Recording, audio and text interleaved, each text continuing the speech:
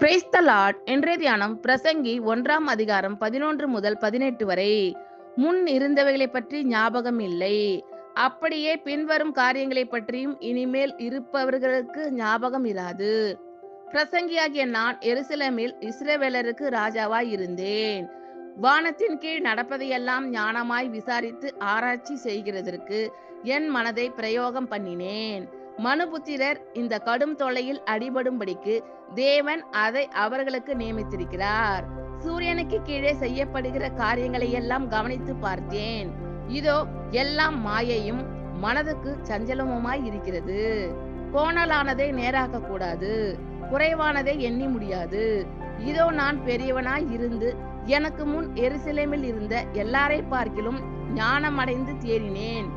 என் மனம் மிகுந்த ஞானத்தையும் அறிவையும் கண்டறிந்தது என்று நான் என் உள்ளத்திலே சொல்லிக் கொண்டேன்.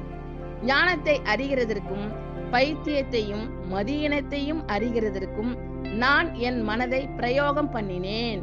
இதுவும் மனதுக்கு சஞ்சலமாய் இருக்கிறதென்று கண்டேன். அதிக ஞானத்திலே அதிக சலிப்புண்டு. அறிவு பெருத்தவன் நோவு பெருத்தவன்.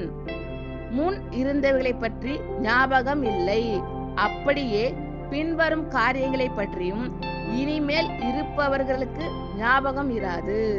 பிரசங்கியாகிய நான் எருசலேமில் இஸ்ரவேலருக்கு ராஜாவாய் இருந்தேன். வானத்தின் கீழ் நடப்பதையெல்லாம் ஞானமாய் விசாரித்து ஆராய்ச்சி செய்கிறதற்கு என் மனதை பிரயோகம் பண்ணினேன். மனுபுத்திரர் இந்த கடும் தொல்லையில் அடிபடும்படிக்கு தேவன் அதை அவர்களுக்கு நியமித்திருக்கிறார். சூரியனுக்கு கீழே செய்யப்படுகிற காரியங்களை எல்லாம் கவனித்து பார்த்தேன்.